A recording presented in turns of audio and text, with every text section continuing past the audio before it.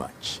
This man is an understated wealthy man who thinks wealth is only there to share with the poor.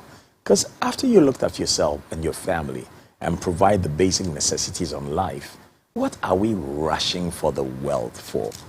Raised in Ghana, worked in Ghana, moved abroad to work for Ghana Airways, and then moved to the US where he has established his own realty company, selling houses, renting houses, doing good business, and his trade is making over $12 million a year in sales.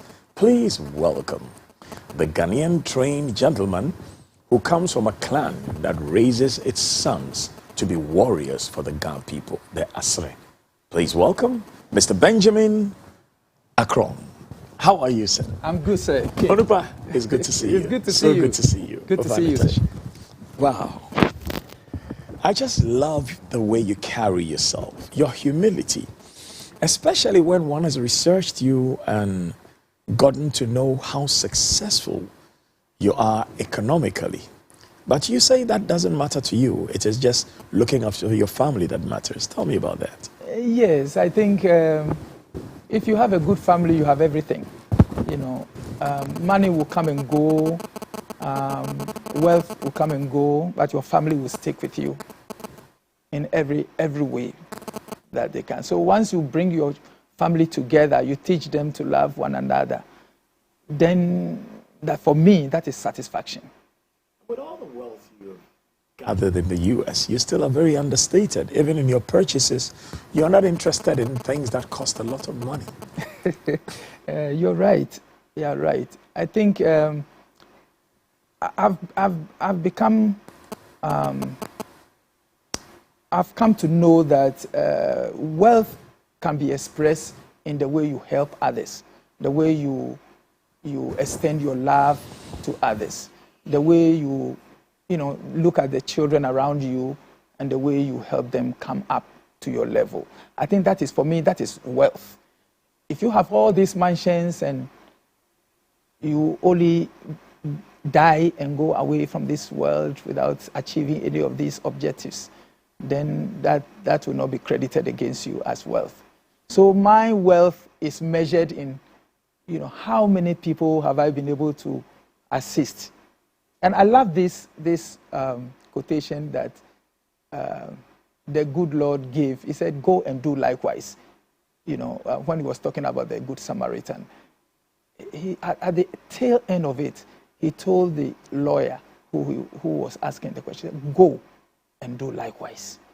So that is my principle, that just go out there and do likewise. I want to know about your enterprise in the US. You call it Strong Tower Realty. Yes. So Strong Tower Realty, what is it named after? Well, Strong Tower Realty is, that word Strong Tower itself, I carved it from the scriptures. I think it's Proverbs 18 and verse 10. It said, "The name of the Lord is a strong tower. The righteous run into it and are safe." So that concept of running into a place of solace, that is where I crafted that from. So it's a scripture that I took from the Word of God. And how long have you run Strong Tower Realty for? I formed Strong Tower Realty beginning 2002. It was registered officially with the Georgia Secretary of State in 2005. After I completed my brokerage examination and became a broker. I graduated from an agent to a broker. And then also I needed to do a certification. The requirements of the Georgia law requires you to have a certification in the broker business. So I did. And after that, I realized, I could do my own brokerage instead of working for somebody else as an agent. So that's how I started it.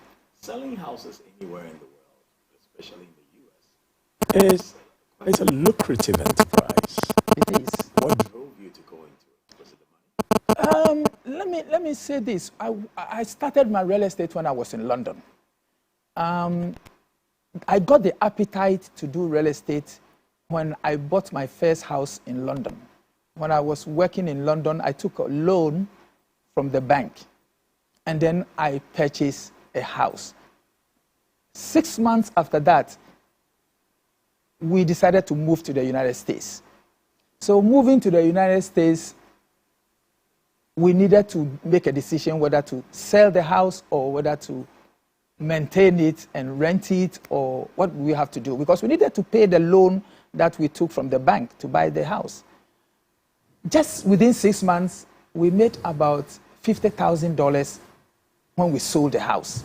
So I said, what sort of business is this? You buy a house, you sell it within 6 months, and then you get $50,000 in profit. So after paying the taxes, I said to myself, let me use this, the capital that I've just realized, go to the US and probably start a company and call it a real estate company and do the same thing that I just did to see how this business will go. So that's how I entered into the real estate business. So this is actually what also made you move from the UK to the US. But whilst in the UK, my understanding is that you worked for Ghana Airways. Tell me about that story. Well, my company, I worked for Ghana Airways. I started my career in Ghana Airways from 1983. And I think in 1995, I was posted to London to be the Deputy General Manager in charge of finance and administration. So I was there for, I think, 5 years, working with the likes of Mr. Kofie's son, who later became the PRO and the HR for Tulo, Ghana Oil. I think Ghana Oil even spotted Mr. Kofie's son whilst he was in London. A very eloquent person, good marketer, you know. So they spotted him, and then he was the lead team to come and see the government of Ghana to prepare the way for Tulo to start the operations. So he was my manager at the time, so I worked under him. And then I will not forget to mention also Mr. Roger Alote, who was the district European commercial manager for Europe. And I work under these two people, very, very intelligent people. And that's how I went to Ghana. So I went to Ghana Airways through my company, Ghana Airways. They posted me to London, and that's as a finance and administration. Finance and administration? Yes. So you are aware of everything that happened before Ghana Airways went out of business? Before I left Ghana Airways, I was the head of management accounting. So yes, I knew Ghana Airways was somehow in trouble financially because our numbers were not very good at the time. We had a lot of competition. You remember how many times KLM was coming to Accra, how many times British Airways were coming to Accra, and our fleet was very limited. When you say limited, how many planes did we have? We had 3 planes. One of them was leased. We owned one outright, and then we got another one on loan. One of them was on a lease. And the flexibility didn't allow us to operate the hubs that we want to do. For instance, we have DC-10, and if we want to go to Gambia, you want to go to maybe a short distance like Nigeria, we wouldn't be able to use the DC-10 to operate the flight. It would be too expensive in terms of oil. The takeoff takes a lot of oil, and so we couldn't use. So we didn't have flexibility of fleet. So primarily, that was also a major cause of our downfall. One of the things that I also mentioned is that we decided to try opening certain routes later on in our operations, like going to Dubai, to open a route to Dubai. Because Dubai was coming up as a destination that people wanted to go to. Exactly, but it takes a lot of time for you to develop a route. You know, for people to know that, Ghana Airways now flies from Accra directly to Dubai. It takes a lot of time. So during all these times, we were going with the load factors were really very insignificant to even cover the cost. So we spent a lot of money. So that was a poor management decision. Well, if it succeeded at the time, the same thing we did with the US when we were going to the US. We just started, we had little, and then it picked up. But unfortunately, Dubai didn't pick up as quickly as the US did. And so I think somebody foresaw that Dubai would be a big destination, but maybe you went in a bit too early. Probably. In all businesses, we take risks. If we succeed, you get the applause and the cheers. Exactly. We succeeded in the US. So, and if you don't take the risk, you never know. So unfortunately, Dubai wasn't the best for us. So what for you at the time, handling finance and administration, did you consider the biggest challenges for Ghana Airways? Well, Ghana, like I said from the beginning, our money goes mainly into aircraft maintenance. Our fleets were old, very old. I mean, compare yourself with British. They're using modern aircrafts, fuel efficient, maintenance efficient. We don't have anything, nothing, zero. Our asset that we had at the time was our pilots. They were excellent. They were brilliant. They passed every exam they went for. They were really good. Their landing and their takeoff, they are respected all over. That gave us... In fact, the Ghana Airways pilots' landings, we call them kisses. I mean, they were so smooth. Very. But were you at the time renting offices in London, or did you own offices in London? Well, we had an office in London that was mortgaged. It was funded by Ghana Commercial Bank. Was that the one near Regent Street? Exactly. 3 Princess Street, you call it. It's near Regent Street. Exactly. So this was our own property that we purchased with a mortgage. You purchased that property with a mortgage. You even had tenants in that property. Exactly. Whoa. But the revenue coming from the tenants was a little bit smaller. So if we didn't make any money to pay the mortgage, we were in trouble.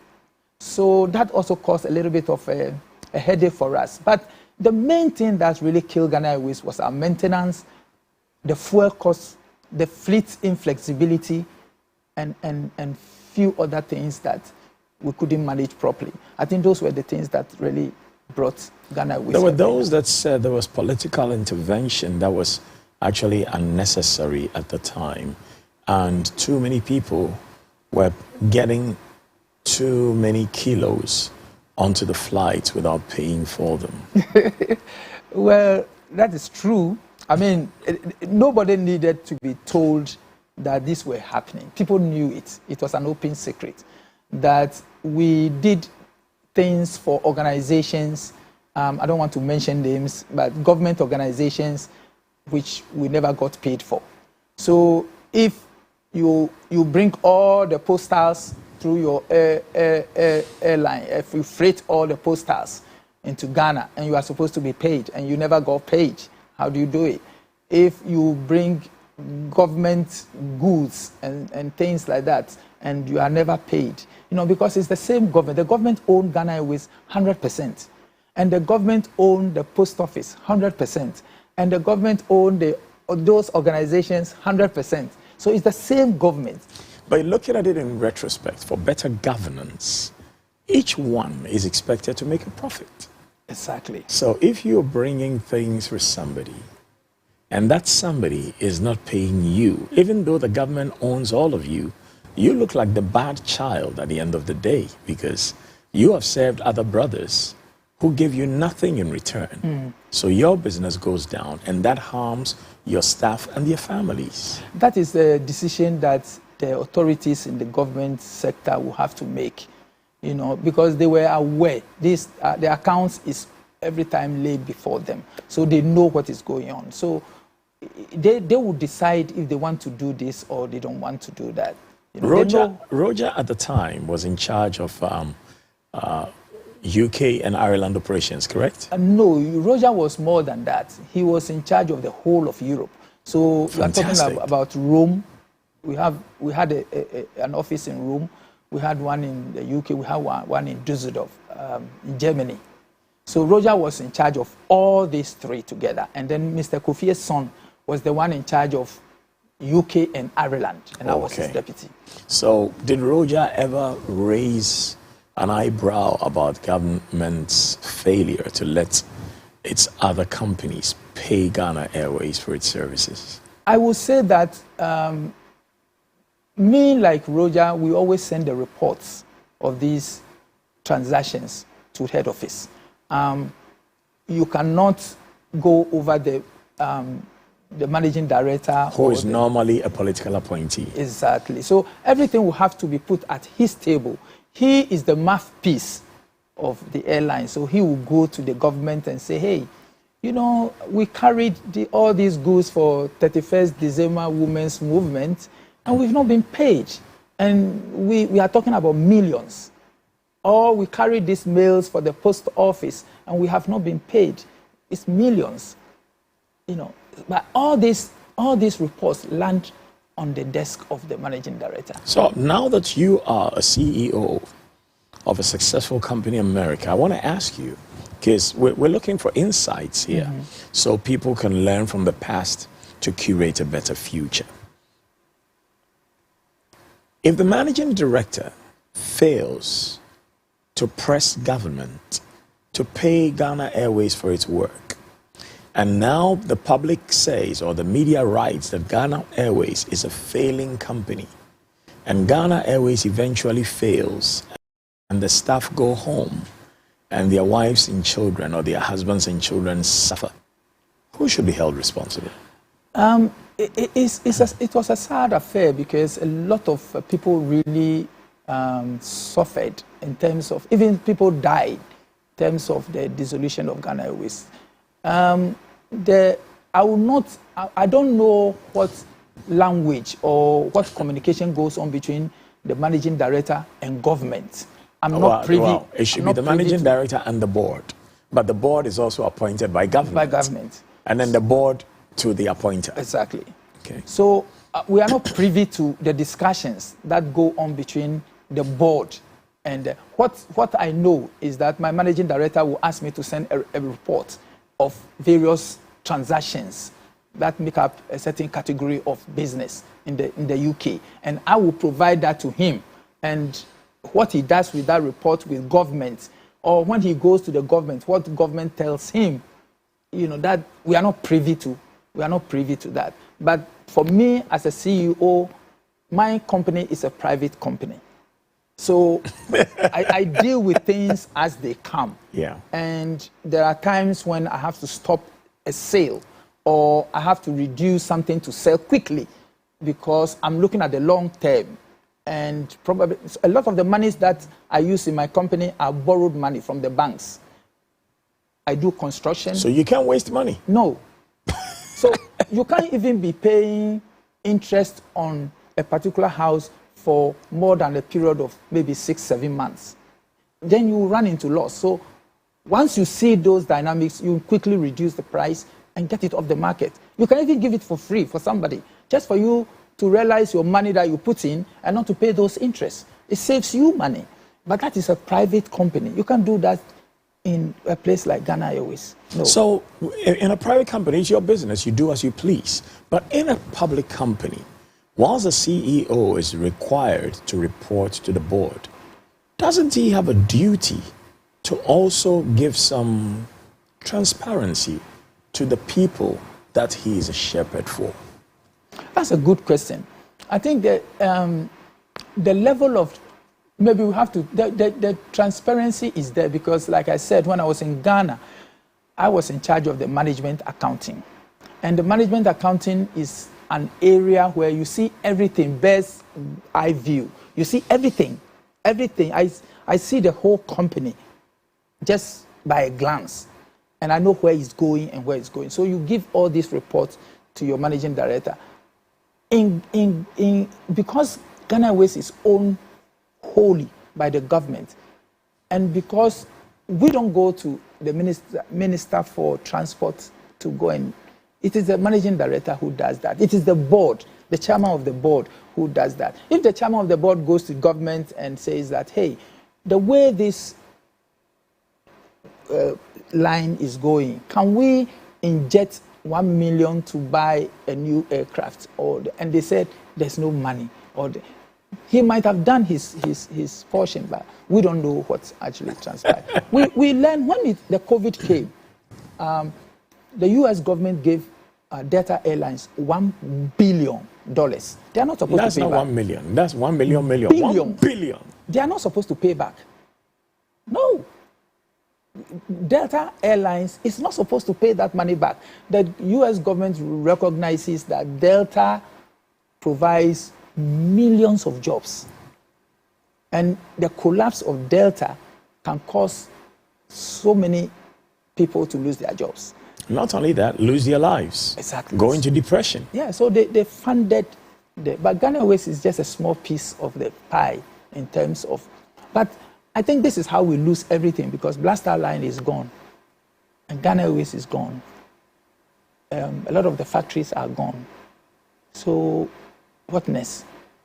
When we come back, we'll be finding out the very beginnings of this fine gentleman, Benjamin Commey Akrong. What kind of upbringing caused him to think the way he does? What kind of education led him to go into the profession he chose? And what kind of family is he from? And what kind of family has he raised? Only on Master of the Game with the Darkwah on CTV, Ghana's #1. Right after this.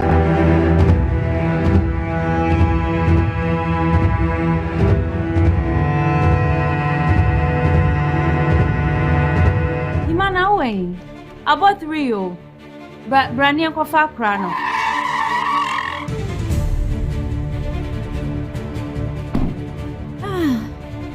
Hi, mine. In my uncle.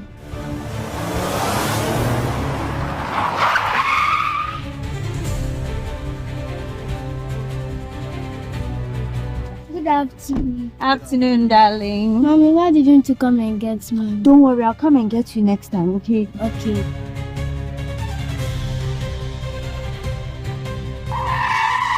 Ima, Shahana top your tabag back for Breme. Aha, Ima, pre shop ne wahano. Sheso mo tolobi for one to be Breme.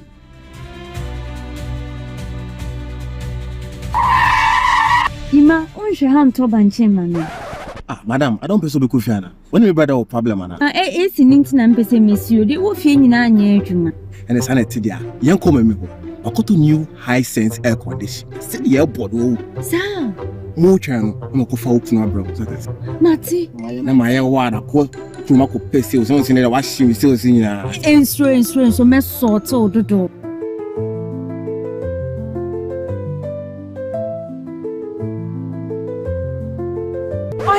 Oi, me pacha one of no kasa.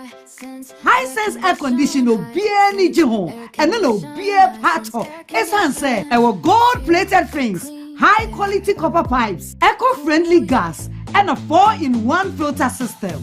High sense air condition from ano, air clean, and a ensansu nyedede. Your splits, and your floor standing, your standard, and an inverter cooling system. And to say who change ko high sense showroom bia every 18th akopim 28th February. Ya titi so say hook e you boom to high sense ne nenya 5 years manufacturer defense warranty. Hello, Mira. Wouldn't say a free 18th akopim 28th February. High sense for AC. Bravo! Wow, any ever could Toby. High sense, everyday prices for everyday people. Ne mamo akwaba eba meye autopass. Meye autopass. Ye ka ho adwuma bibia e fa ka ho. Wo de ba meye autopass e be yammo. Ye ka ahoro. Ka bi ti se Toyota, Nissan, Honda, Mitsubishi, and na Korea car bia. Se e ho atochima na opa obi a obeye ni yie na enkwaja okontefia hwe meye autopass and diagnosis services e be yamo kama ninnim die hia wo se wo car na wo car no son wo do dia aha e na wo se wo du ani kire ka bie kita wa wo problem hwe mo ekira kwan na mo bebo when you have the phone say explaining engine anything hwe mo ekira kwan na mo mo afei nso ye was spare part shop kɛseɛ paa ɛwɔ aboso kan a wokɔpie mu a ka ho nneɛma bi a wopɛ bia no wobɛnya bi wɔ hɔ. Meye auto pass and diagnosis services ye home services say e bia o ka no e wo fie na opɛ sɛ ye be ye ho adwuma wo fie ma wo ye be servicing to say oil brake pad ye betima be no wo fie Say office su na wunya adaji emfa mbaha na opese ye befa car no ye ye hu adwuma ma wa ye betimi aba office wo na ya befa car no na ya ba be hu adwuma kama ye wi a ye di wadi abrew ye wo drivers a omukura license a ofa wo car obesan di aba pepepa asambia emba o he meye auto pass and diagnosis services a ye wa Blekuma New Town ye numbers a ye di adwuma e 0244 451 776 and 0244 264 995. Open up those gates. It's party time. I'm watching them there. Ola Bawo. As I introduce to you, Safari Zoom Flex live on Ghana's #1. With Zoom Flex, you can join the fun wherever you find yourself. Dear Zuma, Ella, don't shake the body. God, it's Friday. Of course, time is 10 p.m. Sharp on Ghana's #1 with the man them DJ Last Week Official. We say Ola Bawo.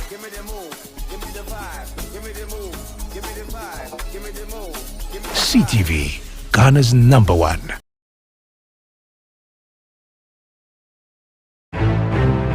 The discerning audience, the knowledgeable, the stylish, and the classy get together to enjoy Master of the Game. Master of the Game brings you distinguished personalities, leaders, achievers, captains of industry, innovators, masterful storytellers, creatives, and entertainers, all hosted by a Master of the Game. His Royal Blackness, KKD, the finest. Catch Master of the Game on CTV.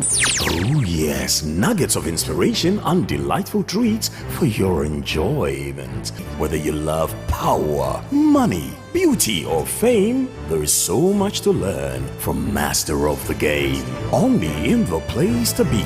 The coolest channel, CTV.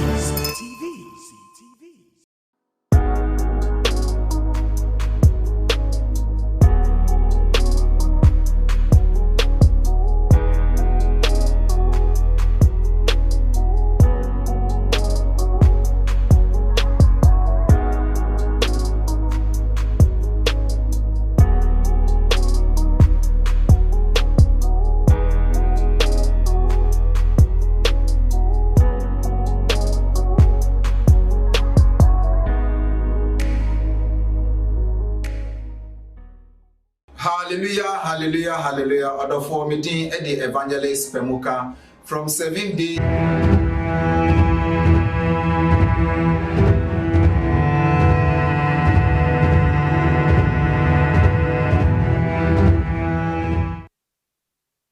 Welcome back to Master of the Game on CTV, Ghana's #1, where my special guest is American-based Ghanaian realtor, doing very well, but saying well doesn't mean nothing. The greatest wealth really is God and your family. I want to find out from him now how he started life as a boy in Ghana. Where were you born? Well, I was born in a small village about 5 miles from Amasaman called Kojuashon. That's where I was born, yes. My mother was Florence Ahele and my dad was Jacob Akrong. You've lost both of them? I lost both of them. That's very careless of you. Well, I was 12 years old when my father died. He was a cocoa farmer. He farms at a place called Samaboy in the western region. And he was there, and for some reason, he felt sick. And there was no means of transport from Samaboy? From Samaboy. My father, the farm actually is in a place called Tanoso, which is about another 7 miles from the main Samaboy town. So before they rush him, and we have to pass through the river Tano with him being sick on a boat. You know, that's how these are farmers really go through this sort of thing. So he died before they got to Samaboy. So they buried him along the roadside and planted an orange tree. So anytime we are going there, we see the orange tree, we know this is where our father was laid. And what did Mom do for work? Mom was also a peasant farmer. She mainly dealt with cash crops. And then we help him when we are on vacation. Like when we come on vacation, I was in Odogono Secondary School. What did she grow? Tomatoes, pepper? Okra and pepper mainly. Those are the two very things that. But mom doesn't go without cassava. So always she has a cassava farm. Always, in addition to, because the cassava feeds the family, the children, and everybody. She was really a very diligent woman who took care of us after our father died. So you lived all your boyhood years with mom? No. Actually, my mom told me when I was 2.5 to 3 years old, I was taken to Summer Boy. And then we were in Summer Boy one day. The means of communicating news to people at that time was a gong gong, and so the gong gong beater would beat it exactly. And then yell. Then he would say what the message is from the chief. Yeah. So this guy came, beat the gong gong, everybody attentive, hear ye all that the president of Ghana, the prime minister. Would you like to say that in Ghana the way it was said? No, I wasn't. I was 3 years old, so I was told you were little by my mom. Okay, go on. Yeah, that this guy came there, gave this message to all that the new president of Ghana, Dr. Osagyefo Kwame Nkrumah, has made a law that anybody whose child does not go to school will be imprisoned. So if you're a parent and you don't take your child to school, you will be imprisoned. You'll be jailed, yes. Fantastic. So my father was always, he doesn't want to have any problem with the law or the police, or he hasn't even had any encounter with police before. In those days we have people called town council. They come to houses to make sure the house are clean and all that. And you have to clean the house like before even those town councils show up. So my father doesn't want to get involved in any police affair or any law. So immediately he heard that, the following day he prepared me that, because there was no school in the village, Tanoso. Oh no. So I have to be conveyed to Accra to come and live with my uncle at age 5. So you also had to go over the river to get to Accra? Yes, I mean, everybody goes over the river if you want to come to Accra. So yes, it's the means of livelihood for us, because my father goes in there to fish, and that's where we have our fish for our meals. Most of the things are natural. We go into the farm, we pick them up, and then we come and cook them. So it was a very different story when I was transferred from that environment into Accra. So you used to get free protein because the fish was right there in the river. Everything. But now in Accra, you have fresh. to buy the protein, even though the fish was in the sea too. Exactly. We have to buy it. So it was a different life, but I was a child. So my uncle immediately sent me to school. That was when you say your uncle, are you talking of your paternal or maternal uncle? Paternal. Your father's brother? My father's brother, senior brother, yeah. He was a carpenter. So I helped him in the carpentry shop whilst going to school. So I went to Kwashiman Anglican Primary School. It was about 5 miles from where we live at now Kokompe, where they call Kokompe, where they spare crabs. Yeah, we lived in that place. That whole area land belongs to my uncle. All the land that the people have occupied, those who are selling the scrap metal, all that land belongs to my uncle. Do they pay dues to him? Do they pay rent? They pay rent, yes, they pay rent. So that's where we lived. Our house was there, we lived there. And so I have to walk about 5 miles in and 5 miles out. To go to school? From what age? From age 6. Wow. Yeah, I walk. You must have some very strong legs. I think that is what has helped me. Sometimes we think that, we are being mistreated by uncles or maltreated by, but it's helped me in this life, because I just realized a few years ago that walking is really a very good exercise. So if you start walking early,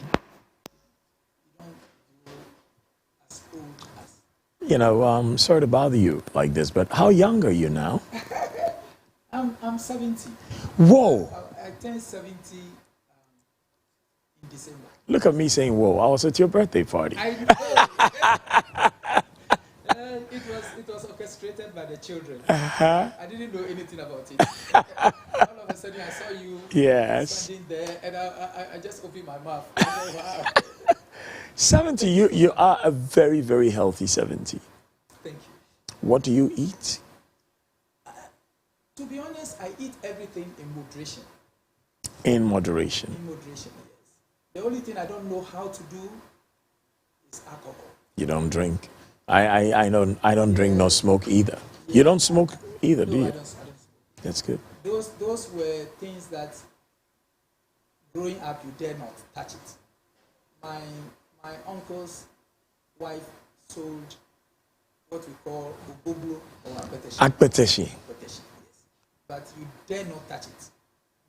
That was a strict discipline type of life. It's interesting. I mean, we share something here because my parents ran a hotel and a restaurant.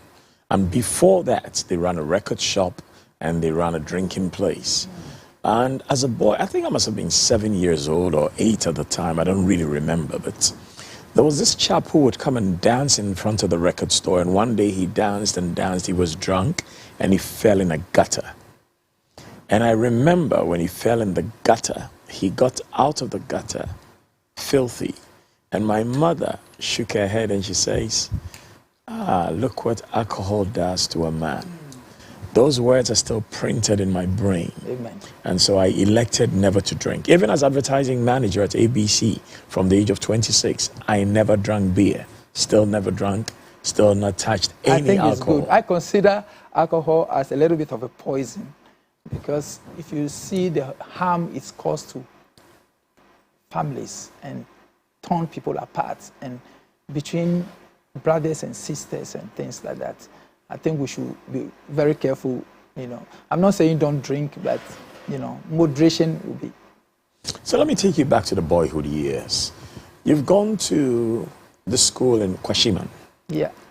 And then you sit your common entrance. Is that what they call it? I did my common entrance. How did it go? I was 12 when I was in class 6, so I took my common entrance in Form 2. So I was 14 when I took my common entrance.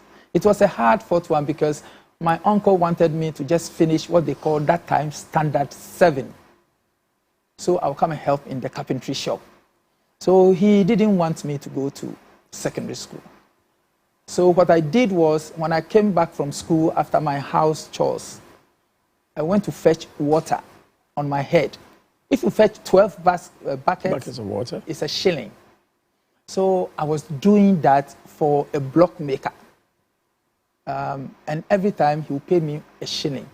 So instead of him giving me the money, I asked him to keep it. So we were just writing it down. And so when I got, the common trans was 10 shillings at the time, which became 1 cedi. So when I got to 10 shillings, I collected the money and then I paid for my common trans. So I actually paid for my own common trans to go to school, yeah. Very entrepreneurial from a very young age. Yes. What did your uncle say about this? Well, he so far as I got the money and he wasn't going to pay, he was happy that, yeah, because he told me I needed to come to the shop, the carpentry shop, because at the time, he didn't have anybody to help him in the carpentry shop. So yes, he rightly observed that if I came there, I would have taken over the business and all that, but I had a different focus. Is it possible that sometimes parents and guardians make it look as though they are helping the child, but are actually protecting their selfish interests? Sometimes, but not all the time, because I have a personal experience. My son wanted to do accounting, take after me, and I said no. Just go. That time, one of the most lucrative jobs in the US, I think it still is air traffic control. And he's good at maths. So I said, hey, this is a shortcut. Just go and do air traffic control. It's 2.5 years. So you get a good job. The pay is good. It's in 6 figures. So you earn more money than I do. You are young, starting, and you'll be paid over $90,000 a year. So that's a good job. So go do that. And he said, no, he's not. So he's going to do accounting just like me. So I have to leave it with him. And then he did accounting, and he's almost finished his CPA. So he did well, but certified public accountant. Yes, but the second one, when she was going, she had a little bit of a problem with her eye when she was born. So I advised her to go and do nursing, but she told me, "No, Daddy, I'm not going to do nursing." But she went to school, finished her degree, and came back, and she has to go and do nursing. So she should have taken my advice. So sometimes, yes. Sometimes, yes. They say fathers, actually the thing is, they say mothers know best. Sometimes fathers know best. Yes, yes, you know? yes. Is it standard practice that every parent wants their children to be better than them? I think for me, I didn't get any guidance. I didn't get any help in terms of counseling. Nothing. During our school days, there was no counselor. I mean, you will look at the subjects, you see which one you think you are strong in it. And sometimes it's not about that, it's about pride. Because everybody was doing science, okay, when I was in school. So yeah, we have 4C. When you are in Form 4, you'll be taken to a science class. And even some of us, our math was not as strong. We also chose the science because that's where the breaks are. Yeah, that's where the big people are. When you come to 5C, they say, these are the people. They are the science students. They are going to be the doctors, the surgeons, and all those things. So everybody wants to push to that class. You know, nobody gave us an advice that no, you are very good at this, so rather do this. You do well in economics, so do economics or something. No, nobody advised us. So we just go into the class and that's it. So for me, I think parental guidance in education is very important. Yeah, but what if the parent who needs to guide the child is not themselves educated, nor themselves knowledgeable enough to guide the child? What then happens to that child? That's another issue. But I think in this modern time, I don't know, I left Ghana long ago, I think since 95, I left the shores of Ghana.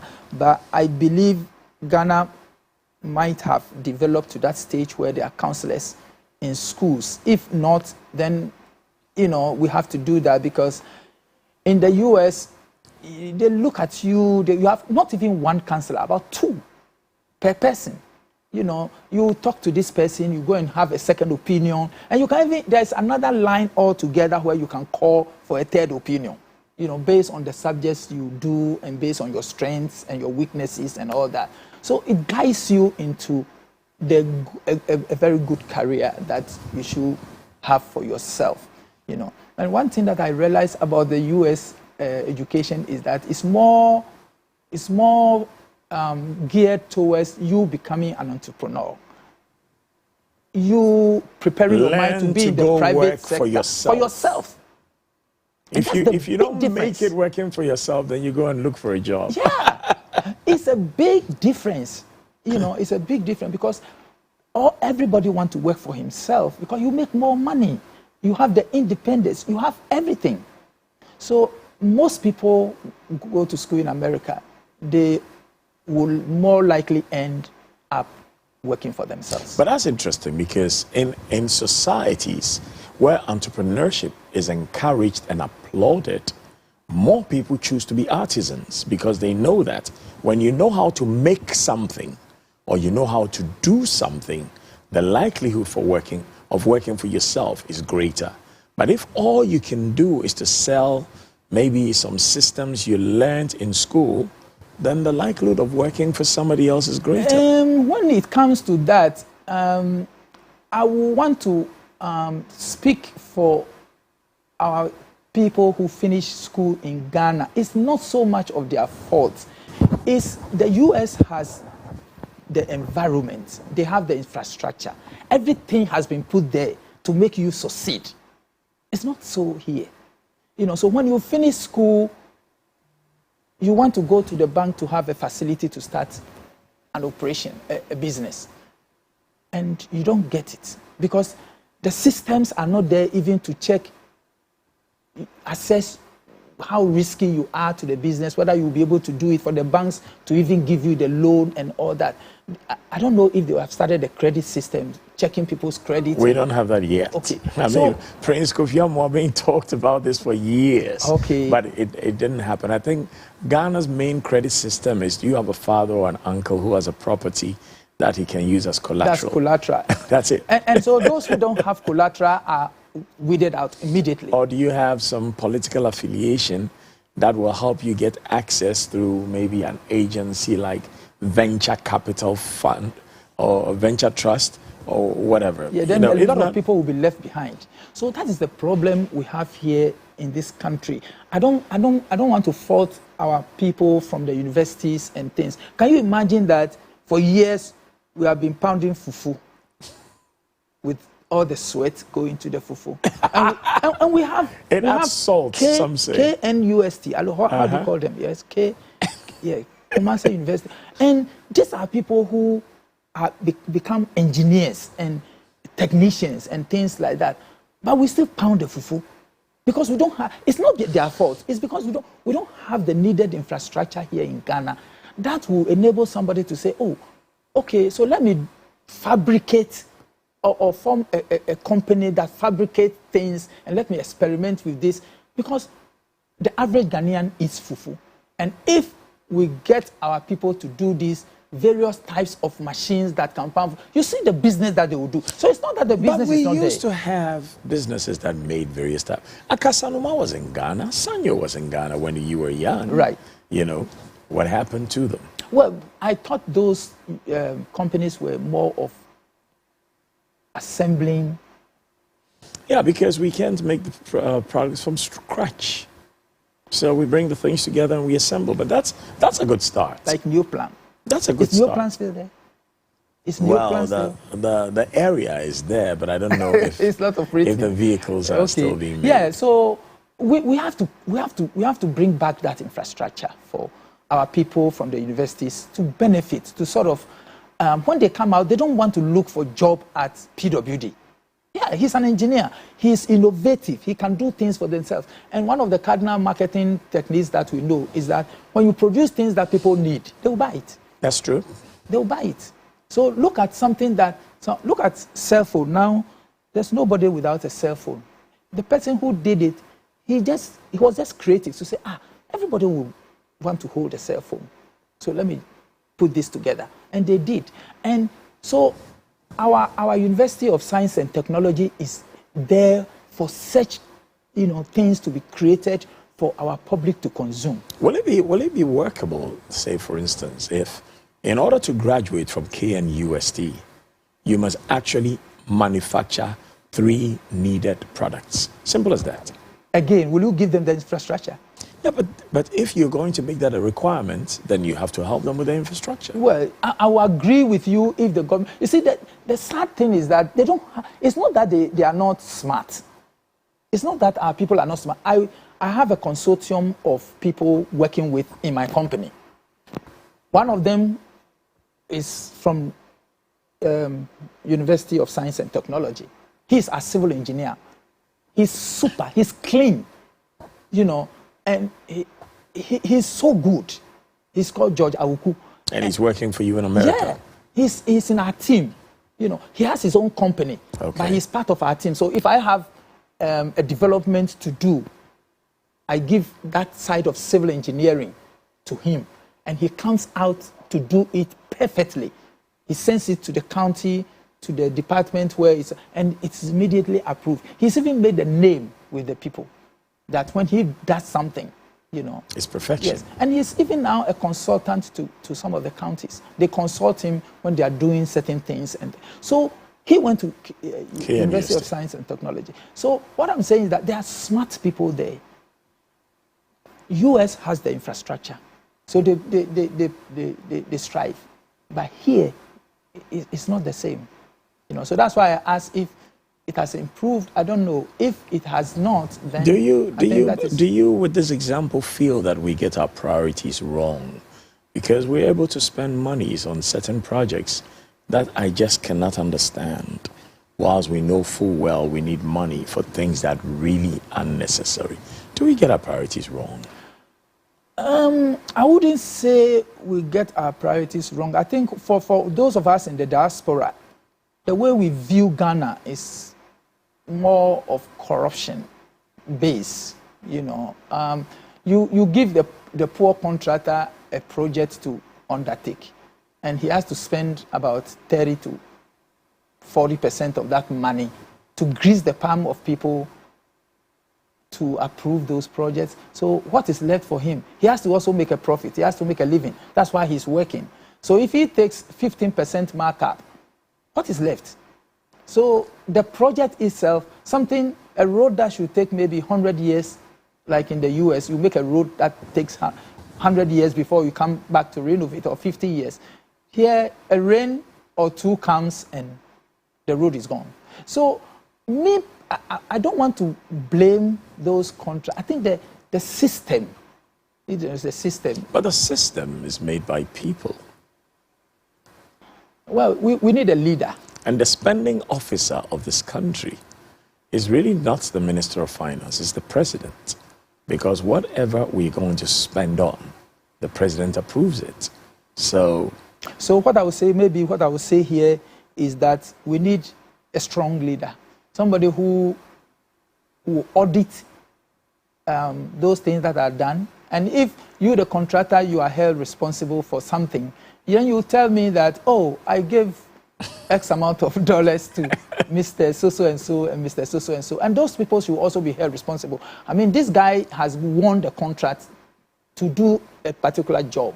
So why do you take the money out from him before you approve it? So if that aspect of the problem can be resolved, I think Ghana will make a progress. You know, Ghana will make a progress. I want to go back to your boyhood years. So you said the common entrance in Form 2 instead of Form 4. Yes. And you make it. Yeah, I made it. And how did you announce it at home, seeing as your uncle was not keen on you going to secondary school? Yeah, I had a teacher, I've forgotten the name of my teacher, I think it's Mr. Adote or something. When I passed the common entrance, I told him that my father wasn't very interested. You mean your uncle, but you called him your father? Yes, wasn't very much interested in me continuing the education at this point. So this is my results. I'm going to give it to him. I don't think he will take it, you know. But I want to go to secondary school. All my friends are going. My best friends are all going to secondary school. So I want to go. So it was my teacher who came to the house to talk to my uncle, to tell him that he should allow me to go. And he listened. He listened. And what actually made the thing easy for him to accept is that my uncle had one of his houses in Adabraka. At the time, Odogono was in Adabraka, just behind the Adabraka police station, close to Dr. Morton. That's right. So, and my house and that place was just a walking distance. So my uncle agreed. So he transferred me from Kokumpe at the time to come and stay in Adabraka house to go to school. So that's who was looking after you in the Adabraka house? He shuttles between them. He had many wives, you know, and yes. I like the way you say it. Oh yeah, I mean that's the African tradition. It's not before the advent of Christianity, our parents. My father had 3 wives, you know, and we were about 17. Even when he died, when I was 12, we were about 17. So yeah, and they work well. It's not in like today's modern time when you cannot have a second wife or your first wife will kill her. No, that time they live in harmony. You know, it was for the good of the household, for the good of the family, and it's actually to bring in more wealth to look after the children. Because the more wives. So how many wives do you have? I have only one. Why haven't you made enough money to buy more wives or to marry more wives? I beg your pardon.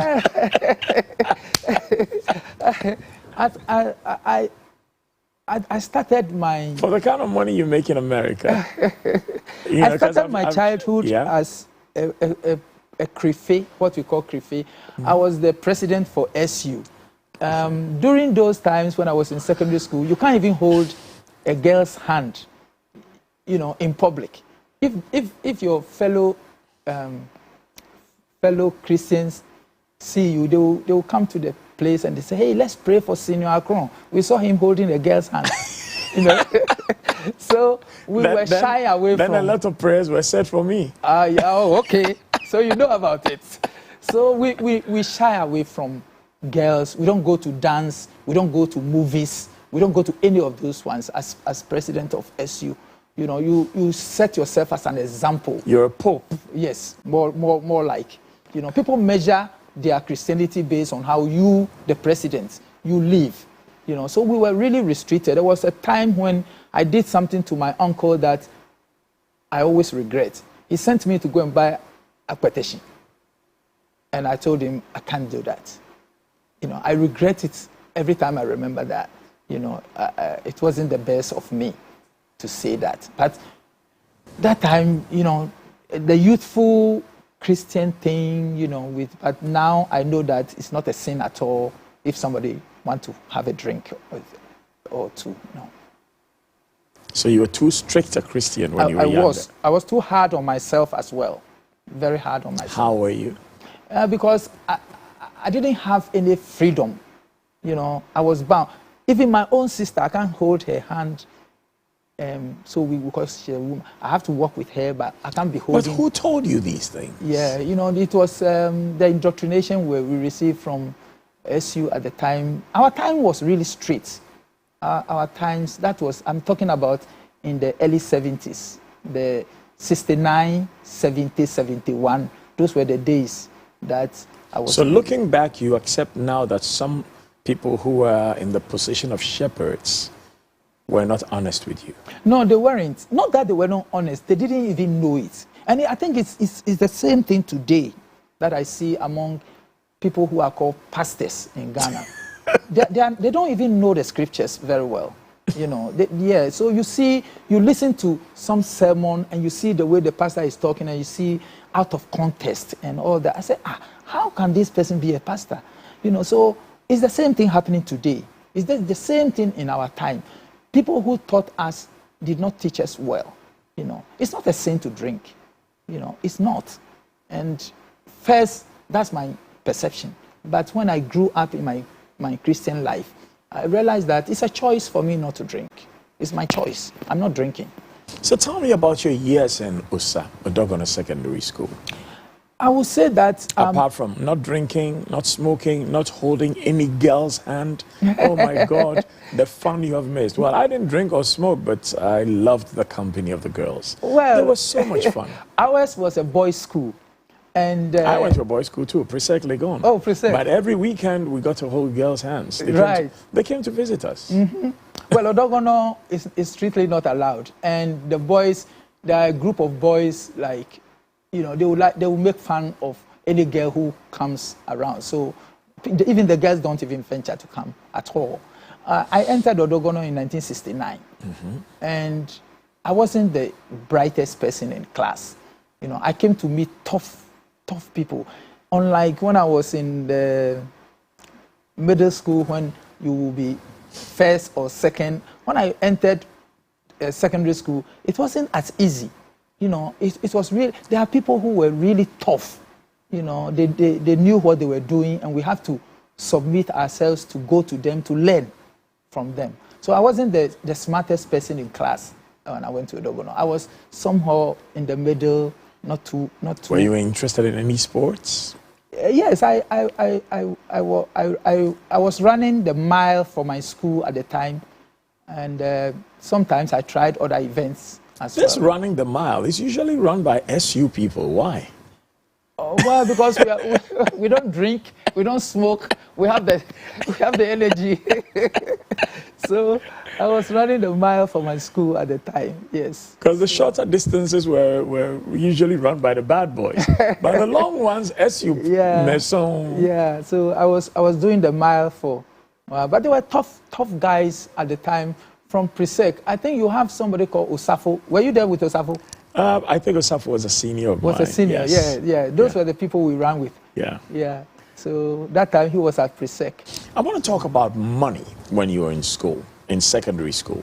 So here is a chap who has saved his own money to be able to write the common entrance, and then you come to school And for the first time, you're in the company of so many different people from different backgrounds. What were your thoughts about money in your teenage years?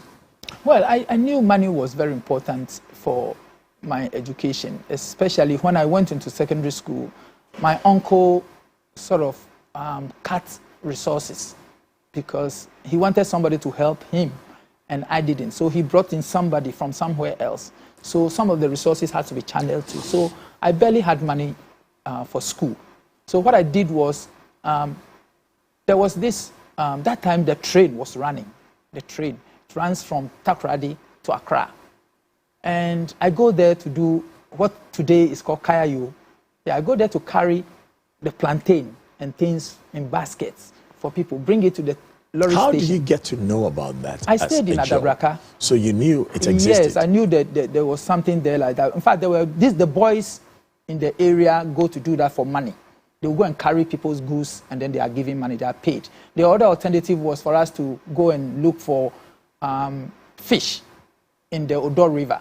Right now, I think all the fishes are dead. We've polluted it. Yeah, but we go there, we get a lot of crab and fishes from the Odo River, and then we sell.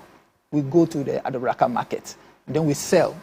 One person can buy everything, because we just want something to survive on. So one person can buy everything, then we go back. So that's how I made money to take care of myself while I was going to school. You were industrious. You always looked for a way to earn a living. Right. Because you see, when you are put in the survival mode, you don't have an alternative. You don't have an option. For those who were raised in good families and things like that, I only tasted rice once a year. You mean wealthy families? Wealthy because families. There are some good families, but they are not wealthy. Well, I'm talking about wealthy families where you can have an egg to... It's only when, by God's grace, you avert a danger which otherwise would have killed you, will your mother cook an egg and give it to we you. had egg every day. Exactly. It was just standard. Exactly. You know. So those are the... If you grew up in that type of family, you don't face any hardship. No, but I faced hardships. Tell me about those ones. Because comparatively... People pretending to be your friends who were really not. Those are the hardships. That itself is a hardship. So we are talking... You don't think it is? We are comparing that to carrying loads of plantain on your head from the train station to the lorry station, and you have to run as fast because the ladies will not wait for you. So you have to be quick to go and run back fast to come and get a second load so your money can be... And then from there, you go into the Odo River, quickly take off, trying to catch some crabs, half basket full, one bucket full, take it to the Adabraka market. And sometimes the crabs will claw you. Of course. And then you get money. And that money can take you for a week or two. And you're doing this whilst in secondary school? Oh, yes. Yes. You had friends who joined you from school? Oh, yeah, there are a lot of friends. That time, a lot of people didn't have that much money, So going to secondary school in the 60s was like a privilege, So I needn't go because I could have helped my uncle. Happiest moment in secondary school? I'll tell you my saddest moment first. Okay, go ahead. I didn't have a shoe to put on, and we were not allowed to wear chaliwote to secondary school when we were going. So one of my good friends gave me a shoe to wear. And the shoe, I was a child, and this shoe was like the shield of Goliath. It was so big. So when I wore it, I have to put a lot of paper in front. And still... You must use foam, not paper. Well, yeah, that's right. You couldn't find foam? Well, I think I put not paper, but, those soft... I've forgotten now. It's a long time. Yeah. So I put this thing there, and I couldn't miss classes. But I was told not to bring chaliwote to class. And I couldn't go barefooted as well. So I wore this shoe, and I went to school. And when the students saw me, everybody started shouting, Abudu. They said, this is Abudu's shoes. That time, there was something we read in the comic. And this guy was Abudu, and his shoes were Sometimes I almost cried. Sometimes we have to laugh to keep from crying. I almost cried. So all the school, they were calling me names, but I just sneaked, because of your shoes. Just because of my shoe, I sneaked to go and sit in the class.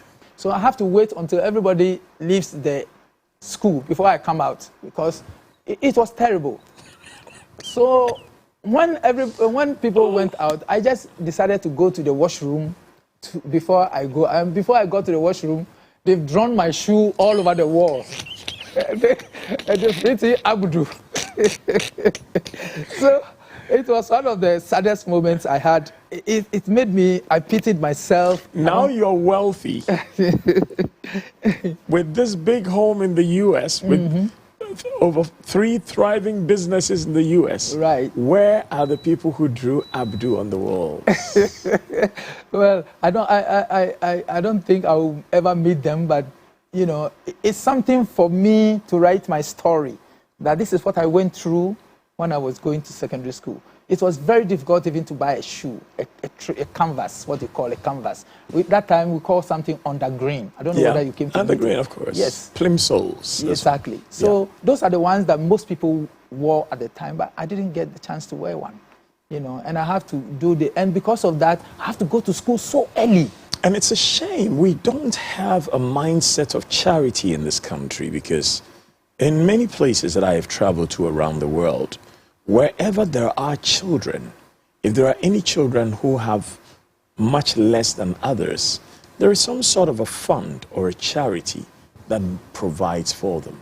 Right. You know, but we just don't have that here. Yeah, we don't. We don't. In the U.S., there are places that you can go if you are in difficulty. And once they assess your situation and they see you are really in difficulty, they will help you out. But I don't know how far Ghana has advanced in that front. Well, in Ghana, I think what we have is what I call publicity philanthropy. People give mainly for publicity, not because of the help they can give. Because I find it kind of weird when somebody wants to give to a poor person and they have somebody there trying to film it for social media. Right. You know, or for them to know that this is the person that, It's a bit worrisome. So we have those charities there in the U.S. Helping people who are, you know, like if I were in the U.S., there was no way I was going to wear that shoe to school. You know, I would have gotten tons of trainers, you know, even if they were used ones, you know, I would have gotten them too. But this is a case where you don't even know where to turn to, you know. So those are the things that happen. And so now that I got the saddest moment, let's be uplifting and talk about the happiest moments in school. I think my happiest moment in secondary school was when I got a first prize during our speech and prize giving day. You know, I think I got a first prize in economics. Whoa. Yeah, so it was really a joyous, and I think I came second in, I think in history or something. I also was second. I didn't get that prize, but you know, I came second. So it was one of the joyous moments that I had. Which friends celebrated with you? Well, you know, like I said from the beginning, because I don't go to any discos, I don't go to anything, we just celebrated there in the school. Those of us who got the prizes, we just celebrated with a bottle of Fanta, and you are as happy as you can be. Which members of family were there to celebrate with you? Well, it was only my sister, the one that I come after her. I grew up with her. We were together when the announcement was made for people to go to school by Kwame Nkrumah. So I was with her in Kokompe. I came back she also started the Common Trans a year after I finished, and then we all came to Adabraka, and then we started going to school. So we've been together. In fact, whilst in Ghana, I spend about 80% of my time with her. Yeah. You're closer to her than everybody in life? I think so. I'm closer to my sister. I saw how close you are with your wife. I doubt if you're closer.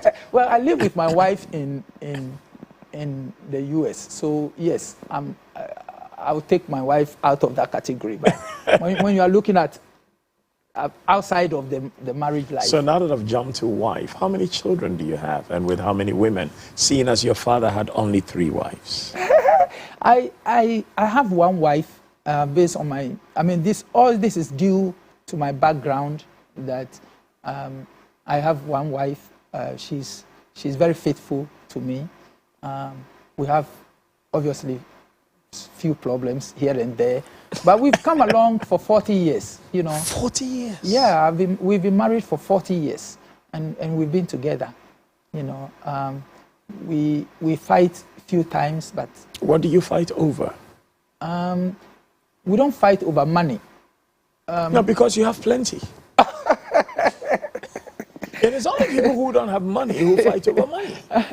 We don't fight over money. I think we fight over principles. We were trained differently, and so we fight over principles.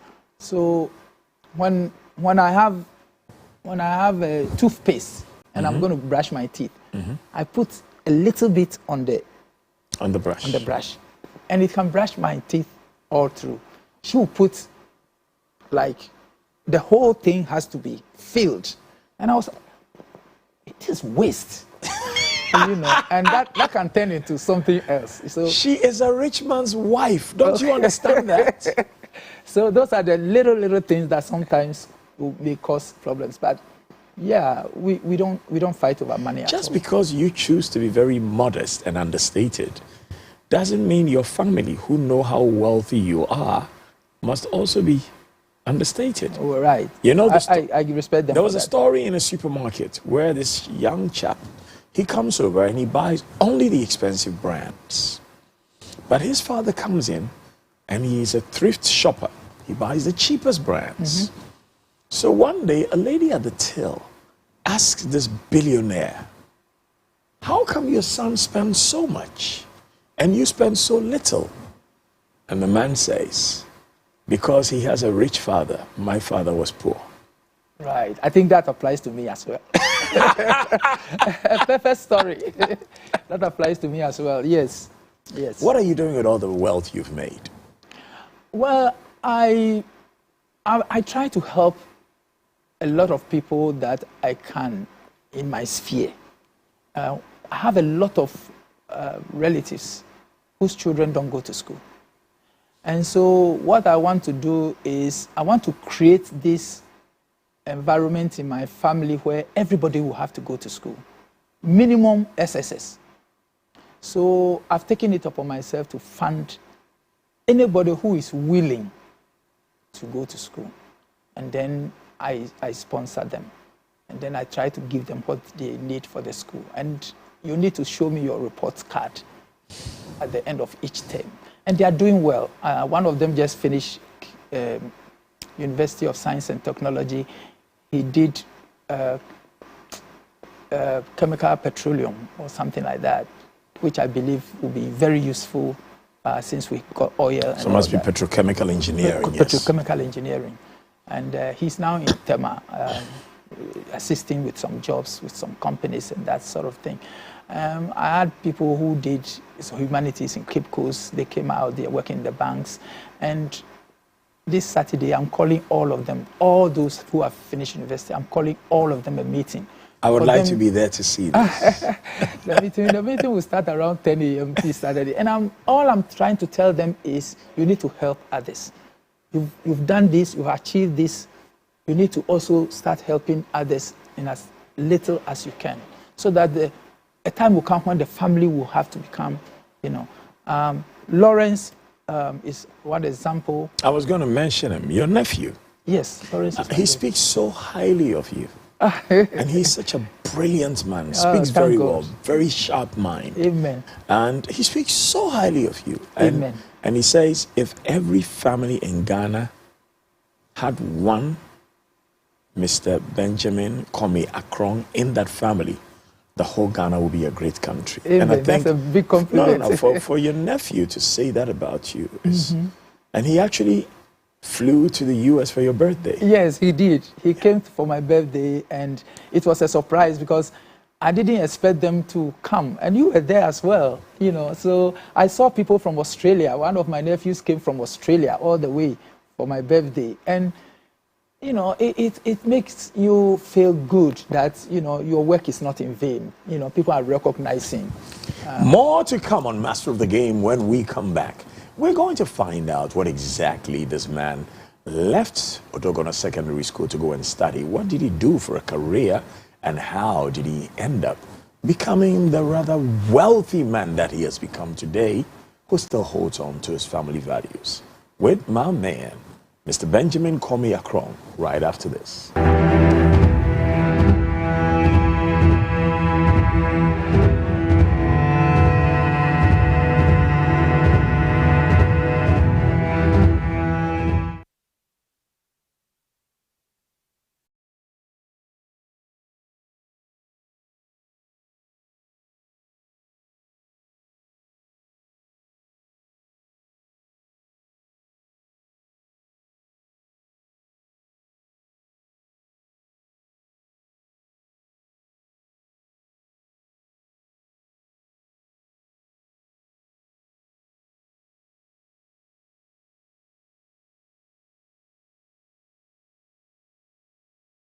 Enkwaji asem nyame nhyira mo omamunye kese omamunyina mu firi adomu enko adomu ye wanyakopon nhyira nyina amen.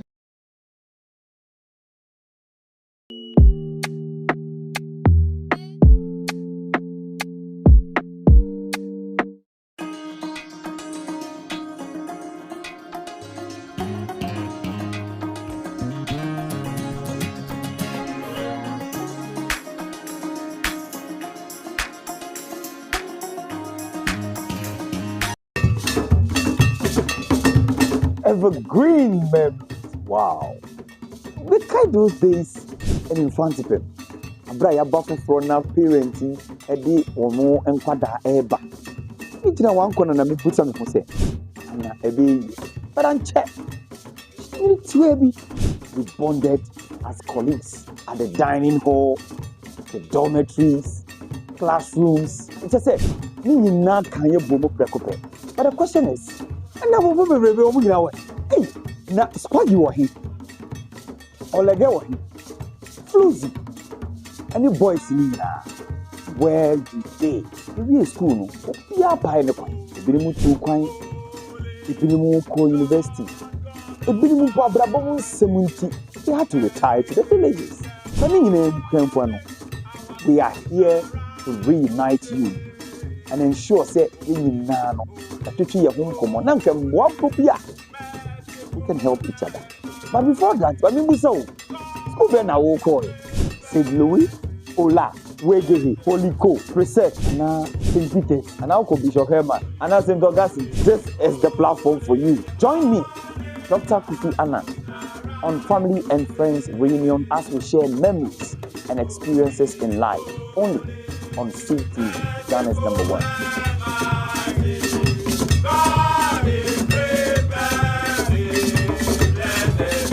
CTV, Ghana's #1. Imana way. About Rio. But Brania Kofa Krano.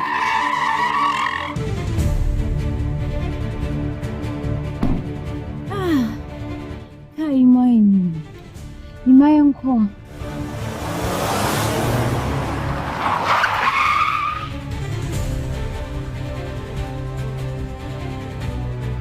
Good afternoon. Afternoon, darling. Mommy, why didn't you come and get me? Don't worry, I'll come and get you next time, okay? Okay.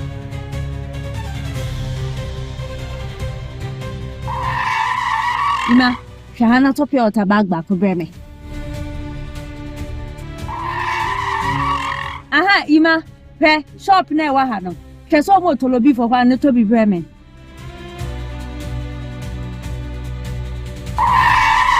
Ima, unhwe ha nto banche mama. Ah, madam, I don't pay so be kufiana. When me brother problem ana. Esi ninti na mpese mesio de wo fie nyina anya adwuma. And it's an etia. Yan come me ho. Akoto new high sense air condition. See the airport wo. Sir. Mo twa no, mo ko fa open abro. Nati. Na my wa na ko kuma ko pese o so nse na wa him sales nyina. Insurance me sort o dodo.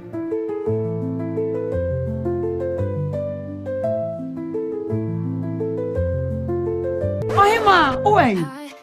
Me pacha one of no kasa. High sense air condition obi ani je ho. Eno no obi part ho. Esan say e wo gold plated frames, high quality copper pipes, eco-friendly gas, and a 4-in-1 filter system. High sense air condition from ano. Eye clean and ensanso nyedede. Your splits and your floor standing. Your standard and inverter cooling system. And to say who trending? Ko High Sense showroom bia. Every 18th, a copy 28th February. Ya titi so say who? You boom to High Sense in there. Nina 5 years manufacturer defense warranty. Hello, Mira. Wouldn't say a free 18th, a copy 28th February. High Sense for AC. Bravo! Wow, any ever could Toby.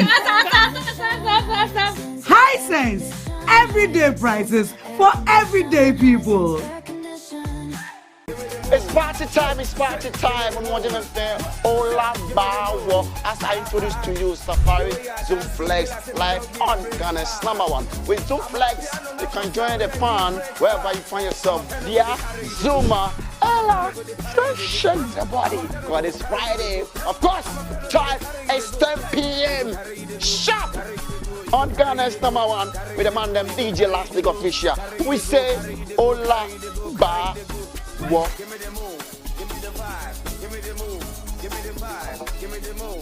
CTV, Ghana's #1.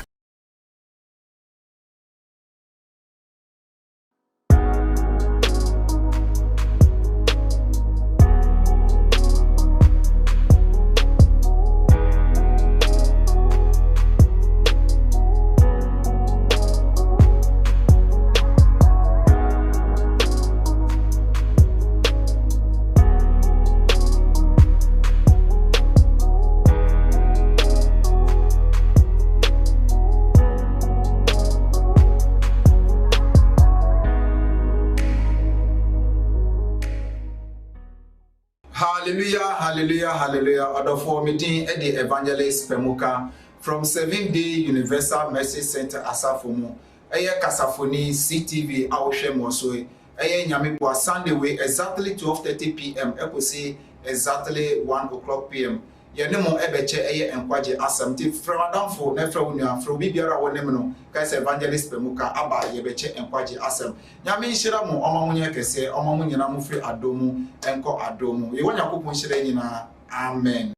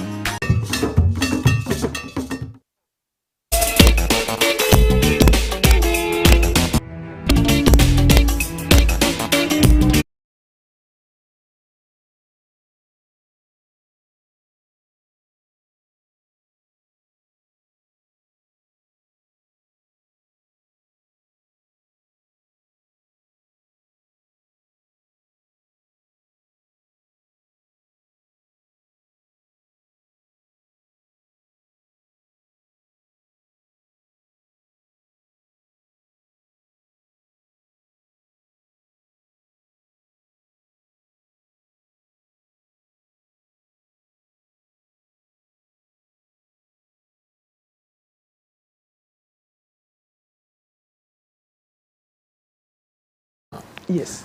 From the clan that raises warriors. Yes. How do you say the name of that clan? Akrong. Akrong. Yes. In God tradition, what or who is considered family? Well, in the Ghana tradition, we deal mostly the father side, which we call patrilineal. But your immediate matrilineal is also part of your family. So you have all your uncles, your brothers, your father's brothers, your uncles, and then your mother, the aunties, and all the children, all those nucleus it becomes your family. So going forward, anything that happens affects them, affects you. So that's what we call family. And then you get to America and you find out what is called family. Well, the family is very different in America. The family in America basically is you, your wife, and your children. And that is what the family. No cousins, no nephews, no aunties. Cousins and nephews occasionally bond together, but in the U.S. system, they don't really come into focus when you talk about the family. You talk about your mom, your dad, your sisters, your brothers, and they are the nucleus of your family. Yeah, but there are other families, even among the whites, where you have cousins and things coming together, especially on Thanksgiving Day, to, share stuff together. In the cookout. Yes, in the cookout. Yes. Did you have a cookout recently? Oh yeah, we do. We do every year actually since we've been there. My wife has been very instrumental in doing that. She organizes everything, and all we do is to go to the table. So who are your immediate family? In the U.S. My wife, her name is Cecilia Akrong. She hails from Pram Pram, and her middle name is Darkwah. So she is Cecilia Darkwah Akrong. She is my wife. Like I said earlier, we've been married. Your wife for 40 years? 40 years, yes. We've been married for 40 years. And we have 3 children. The first one is Dede Obuki Akrong. Right now, she's married and she's taking Akrong from her name. So she's now Bernice Rodriguez. She's married to a Spanish. So she's taking my name off. I didn't like it very much, but I have to continue with that. And then the second one is Koko Oyiba Akrong. Her first name is Priscilla. She is still in school. She's in nursing school at the moment. And the last one, he's an accountant. He's Cecil Akrong. And Dede, who is the firstborn, has 2 children. And then Cecil, who is the lastborn, also has 2 children. Cecil is married to a white lady by name Danielle. So now she's Danielle Akrong. There was no pressure on them to say you must marry a Ghana or you must marry a Ghanaian. No. Because nobody did it to me when I was marrying my wife. In fact, my father, like I said, she died earlier. My mom approved my wife immediately she saw her. So I didn't have any resistance. Nobody put any pressure on me to marry somebody else. If there's one thing that your 3 children will all agree to say about you, what do you think it would be? They will say that I'm very fond of them, all of them. They know. And one time somebody asked my second-born that if you have to call only one person in your family, who would that be? And he said, my dad. Oh. So they have trust that I will be there for them. And your wife? What would she say? My wife, if there is one thing my wife would say, he will say that I keep the house very well as my responsibility. When you say you keep the house very well, what does that mean? In terms of managing the house, in terms of things that has to be done in the house, in terms of supplying the needs of everybody who is in the house. She is in charge of the nitty-gritty about the house chores, and in fact she treats me as a king because I don't do anything. She does everything from the cleaning to the windows, dusting of the windows, to the kitchen, to the cooking. I do nothing.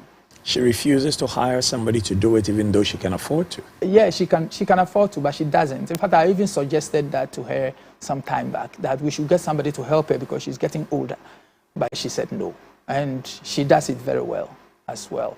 So I don't know how to cook. I can't go to the kitchen. I don't know how to do anything. You know how to make money. Because she... No, you smiled at that. You know how to make money. Because she does everything in the house. So you are such a humble person. And I find such beauty in it, the way you carry yourself and the way you are understated.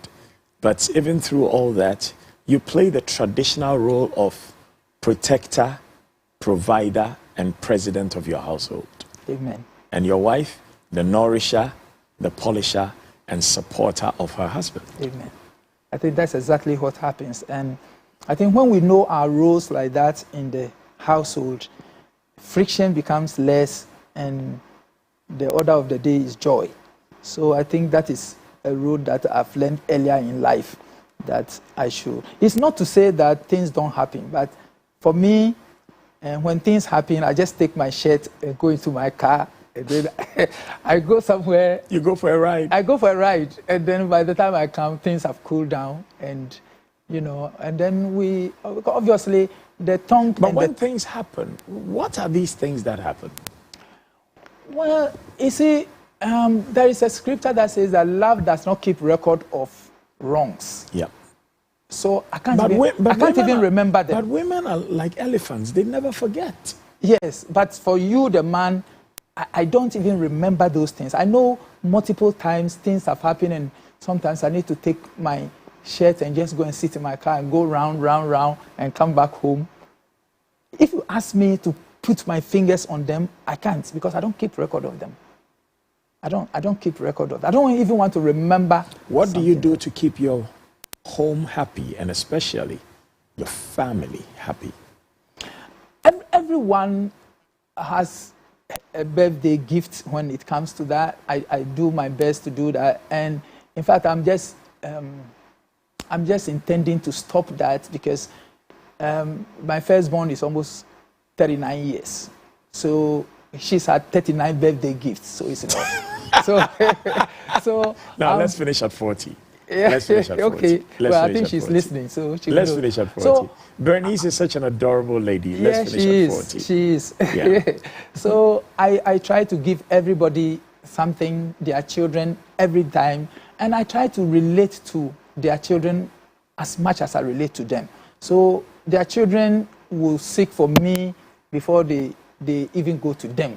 So that is what keeps the bond going. That's what keeps everybody. But I think that's inaccurate, because parents are harder on children and softer on grandchildren. That's true. That's true. Now I'm interested in the education that led you into Realty. So you finished secondary school. Where did you go from there?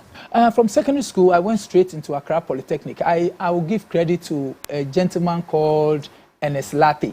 We were in the youth fellowship together. One day he called me and said, "Hey, Ben, you finished secondary school, what next?" And I said, "I'm thinking about what I'm going to do." And he said, there is this course in Accra Polytechnic which leads to the Chartered Institute of Chartered Accountants. Yeah. So if you would like to go, you qualify based on your results. You can go and register at Accra Polytechnic and get it done. So I heed to his advice. I owe him a lot. He did so much for me. So you finished that course. What did you do next? Yes, when I finished that course, I went straight to find a job, because things were really tough at the time. And I got a job. You could not create a job at the time? No, I didn't create a job at the time. Okay. Like I said from the beginning, the infrastructure has not been created. The environment doesn't augur very well for us to be creating our own jobs in this environment. So I went for a job. I got a job at Ghana Cocoa Marketing Company, and they took me to Tema. So I worked there for a while, and then I came back to Accra. So when I came back, the reason I came back to Accra is that I did only the inter at Accra Polytechnic. I wanted to continue the school to finish, so I came back to Accra. Then I was in Accra when I started doing the other courses left. And then a friend of mine told me about Ghana Airways.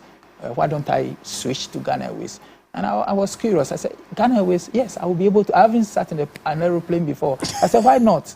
So I had a good result. I had good grades. So I went to apply for Ghana Airways, and I was taken. And so I started working. So it was in Ghana Airways where I left for the UPS, University of Professional Studies. At the time, Institute of IPS. Yes, Institute of Professional Studies. It was called IPS. Yeah. So that's where I went to continue with my education. So and that's where you studied to become a chartered accountant? Yes, that's where I studied. And then from there, I was posted to London. So when I went to London, immediately I took advantage and did my master's in business administration. And, where was this? South Bank University. Oh, fantastic. Yeah, so once I finished I was in Ghana at the time, so I decided to write something about customer service, how, companies can get more satisfaction to customers by getting to do some customer service principles. At that point, I decided that I was going to form another company, a private company, to be doing this customer service thing on the side. So that's why I formed this company called Vision Consulting. I partnered with one of the guys there, and then we formed that company. And we've been going all around America teaching companies, small companies, of course. Most big companies have already got their own. So small companies, we teach them about customer service. And luckily, I've been to Ghana. I met with Mr. Indum's secretary or something like that. He has a bank, something. So we wanted to start in Ghana. We went to MTN. We met with them, and they gave us a contract. And so we took MTN staff, some of them, supervisors, we took them through a course of customer service. So that's the other part of the company that I have, Vision Consulting. I did that project when I was in South Bank University doing my master's. Fantastic. And then in the US, you decided the property market is where to go. Right. I was motivated to go into real estate from London. I bought a house in London because I thought I was going to settle my family in London. So I bought a house. When I bought a house, within 6 months, I realized I had to go to US. So I had to sell it. And I sold the house within 6 months. And I made profit. I made a profit of $50,000. That's 35,000 pounds at that time. I said, where is this? You work for the whole year, you don't get this amount of money. How come you sell one house? And so I got motivated. So I started telling myself I was good. So when I went to US, visited the US, I met with some real estate. They said they were having a seminar. I went, I listened, I took some few things here and there, and then came back to the UK, gathered myself, and then I went to the US to settle. And that's where I formed my And that is where you became a rich man. Now, if you had to tell only 3 things, in short, in brief, to some young people who want to have a fulfilling life, a successful life, what would they be? Focus is very, very, very important. There are some lessons that sometimes we can even learn from the jungle. When a lion is chasing his prey, they never distract. Sometimes they can see some of them walking around. They focus on the one they're chasing. They focus on the one they are chasing and get it. And so focus is very, very important. If you don't know where you are going, if you don't have a compass, you don't know where you are going, and you are going everywhere, you will not achieve anything. So there's the need for our young people to have a focus. Where am I going? Commitment. You have to have commitment. And then the last one I would just say is integrity. You need to let people trust you to do business with you. And that has helped me a lot. On this show, we play a random video. You look at it and give us your comments. Let's see it. Married women are happier than married men, that women are happier than single men, that widowed women are way happier than widowed men. Yeah. And the reason is because women have generally social support systems outside their marriages that are very, very strong. Right. You find that women have more and more friends as they get older. Men have fewer and fewer real friends as they get older. Men lose their friendship chops. Yeah. And so about 60% of 60-year-old men say their best friend is their wife. 30% of their wives say their best friend is their husband, which is a depressing statistic. The story of unrequited friendship is what that comes down to. The reasons, but young men in particular, I mean, what you find is that there's one stat, and I'm the source because I've seen this a bunch of places, and I can't remember off the top of my head, but 30-year-old or older men who've never either cohabitated or married have a 1 in 3 chance of a substance use disorder. Wow. It's high. Wow. So if men have not been domesticated at 30, they might be undomesticable. Your reaction to that? That's interesting. I don't think it's applicable in all respects. Naturally. Yeah, there are some what he said has some validity in some areas, but not all. There are some men who are actually happier than they are. But they are in the minority. They might be in the minority. We're talking of the majority here. Right. So probably he has a point. Men die earlier than women. I don't know my statistics. I may need somebody to confirm that. But I think generally men die earlier in life than everywhere you go. You see, this house is for Mrs. Anderson, Mrs. Richardson, Mrs. This. You don't see any house left for a man. That is called so and so. So men die early and they leave all the wealth. Is it because we die because we are miserable? Probably because we are miserable. But the aspect of friendship, yeah, we experience the same thing. Men and women lose their circle of friends with grow. age. Yeah. You know, so it is up to us to keep our circle of friends. You know, because we men go about working, and so you don't even call your friends, you don't ask of them, and we lose sight of them. But I'm going to ask you the last question. Who is your best friend? Oh, I would say my wife. Thank you very much, Mr. Benjamin Commey Akrong, for joining us on Master of the Game. Wherever you are, find somebody you love who loves you too, and make a life with them. Work hard to earn a living, but make sure to love to make a life. My name is Darkwah, Kwasi Kyei Darkwah. Thank you for joining us on Master of the Game. See you on the next episode.